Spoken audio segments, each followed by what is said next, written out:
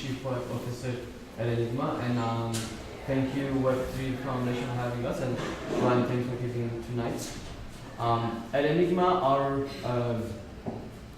primary goal is to ensure usage and adoption of decentralized technologies, and we're trying to achieve this goal by solving for privacy and enabling blockchains to handle sensitive data. We're building a secure computation protocol that enables blockchain applications or smart contracts to run with encrypted data inputs. And today I'm going to talk about the intersection of usability and privacy, as I think many people in the industry would agree that usability is one of the bottlenecks for mass adoption of these decentralized technologies. But before getting into it, I'm guessing most people in this room is familiar with what I'm talking about, but blockchain is an amazing technology for correctness and auditability, but this comes at the cost of privacy. In other words, all data on blockchains are public by default. And if you think about the fact that most of the things we use somewhat touch our sensitive data, this truly limits the potential application of blockchain technology. We kind of realized this in 2015 when we were students who were very excited about Bitcoin. We wrote 2 papers back in the day. These papers were looking into software cryptography techniques like multi-party computation and some ideas around separating consensus and computation. Fast forward 2 years, this has become our company, and we've been on this for a while. And the more we got into really working with the use case around, we realized that actually privacy and usability go really hand in hand. And we saw this manifest itself in 2 different scenarios. One is commit reveal and the other one is front running. I'm going to briefly touch on commit reveal and spend most of the talk today on what front running is and how front running can be actually solved through privacy preserving smart contracts. But just to give you a quick background, commit reveal is a scheme that's used where a user would submit a hidden transaction and then reveal it at a later time, such that the inputs of the transaction does not affect the integrity of the application going on. The best example for this is around governance and voting. What people do is they submit a hashed or a hidden version of their votes, and they reveal it at a later time when the tally is to be taken. And this prevents people from knowing which way the election is going in a premature time. However, the problem with this is this requires 2 transactions, and in most cases people forget to reveal their results, and it's just a horrible UX experience. And then the second thing is around front running, and front running is the concept, again, due to the public nature of blockchains, of having an adversarial create a transaction with a higher transaction fee, with the goal of having their transaction mined before someone else and profiting at someone else's expense. Okay, perfect. And yeah, most of this conversation I'm going to focus on front running. Just to explain why front running happens, like a quick blockchain 101. As you know, blockchain is a group of transactions that go into blocks, and then these blocks come back to back and form the chain. There are these miners or validators whose duty or job is to create these blocks, and assuming that they're trying to maximize profit, what they care about is prioritizing transactions with high transaction fee.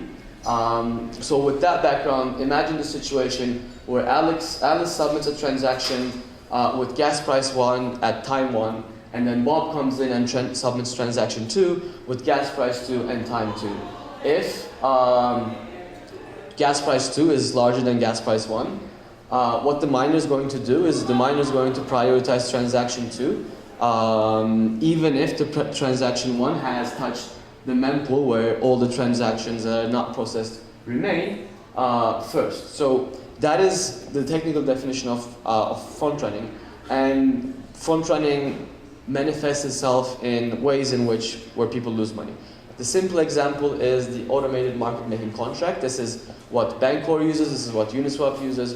But the idea of these contracts, for those of you who may not be familiar, is the more you buy, the higher the price gets. the more you sell, the lower the price gets. So imagine a situation where Alice wants to buy 1 ETH worth of tokens. She thinks she's going to get price 1, and she submits a transaction with gas price 1, and then this malicious bot, Bob, sees this transaction and decides to submit his own transaction where the gas price is higher.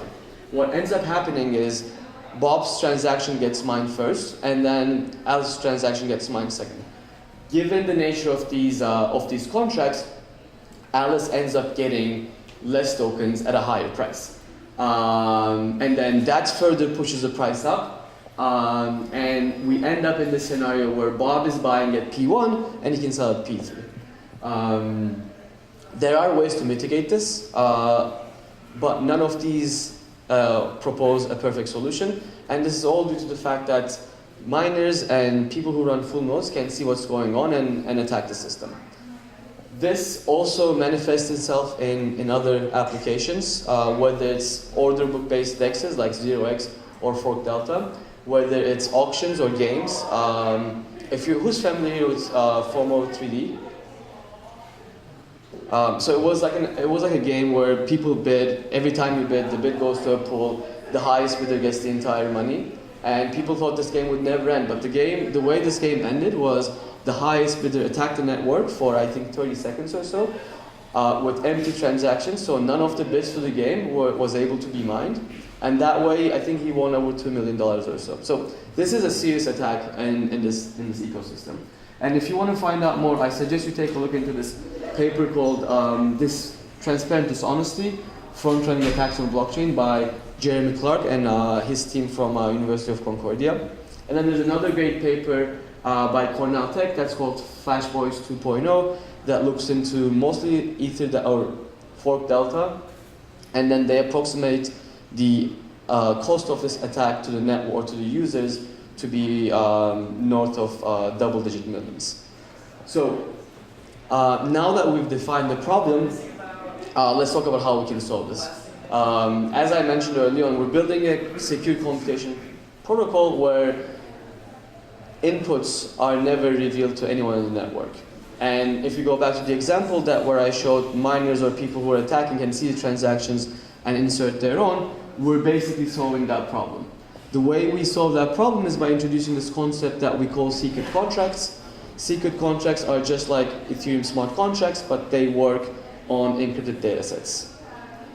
And we're very close to release the first version of our network, which we call Discovery. This is a perfectly permissionless network, so anyone can come in and play. We have this concept of secret state. So it is not a one-off static off-chain computation network, but you can run stateful blockchain applications. It works with a proof-of-stake system. So people are economically incentivized to come and play. And finally, it's compatible with Ethereum, so we have a bridge, and computational Enigma can call contracts on Ethereum today. I'm now going to walk over the network, introducing stakeholders and a simple contract. So we have basically like all other systems, we have the same stakeholders, workers who secure the network, developers who build applications in our system, secret contracts, and then users who interact with these applications. So the way the network works is our smart contracting language is in Rust, and it compiles to WASM, so very compatible and almost identical to what Ryan just described. So these contracts are written in Rust. They're stored on Enigma network, and then a hash is stored in Ethereum for compatibility reasons. So imagine this being like the reshuffling of the automated market making contract. The contract can still live on Ethereum, but the orders could be collected in our network where no information leaks. And then a user would interact with the Enigma network using the Enigma library, so the experience is identical to using a MetaMask. And what happens is when the user is inputting the buy order, the sell order, whatever, those inputs are encrypted client-side, so locally. And what the network achieves is it achieves propagation of encryption keys using Diffie-Hellman. But then the task is stored on the Enigma network, and then at that point, Actually, the task first goes to a random node, and then the random node, through a hub and spoke model, communicates that message to a group of selected workers. These workers are selected through a proof of stake system, so it's a token weighted system. We've built a libp2p system from ground up. So Ryan, when you say it's hard to build networks, I sympathize with what you say. But the idea then is the selected workers can work on these contracts. We're using trusted execution environments. So what the network does is not only it propagates the inputs, but it propagates the right keys to decrypt these inputs inside the enclaves where the workers can't see. Then there's a simple consensus process. The computation is done, the state of the contract in Enigma is updated, and in certain cases there can be a callback to Ethereum, which would then move the funds. I guess that's the summary slides. Again, if we think about something like a bank example, the state, the encrypted state would be the balances of the contract. The users would send in their encrypted inputs, workers would work, reach consensus, encrypted outputs would update the stake, and then we could have Ethereum callbacks, if that makes sense. Kind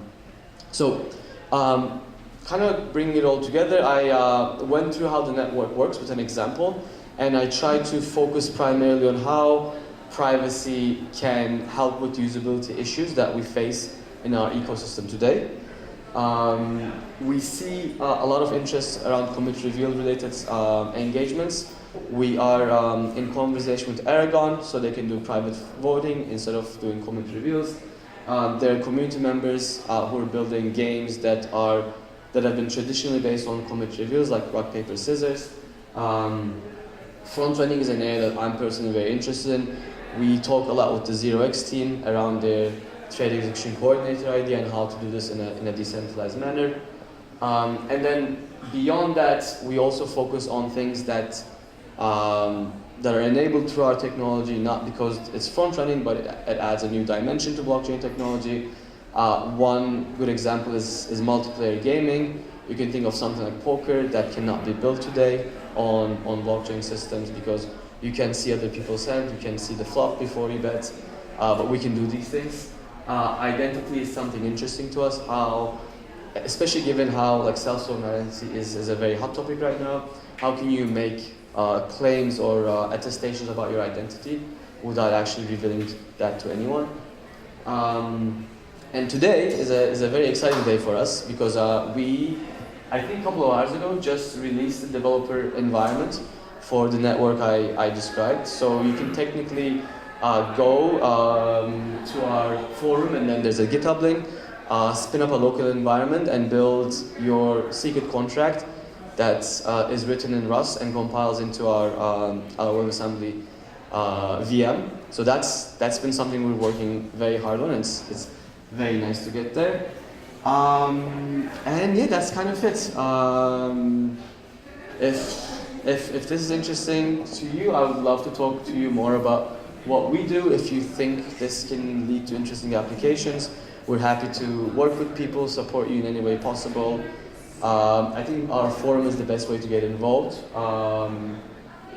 Yeah, thank you very much. And if you have questions, I'll take them at this point.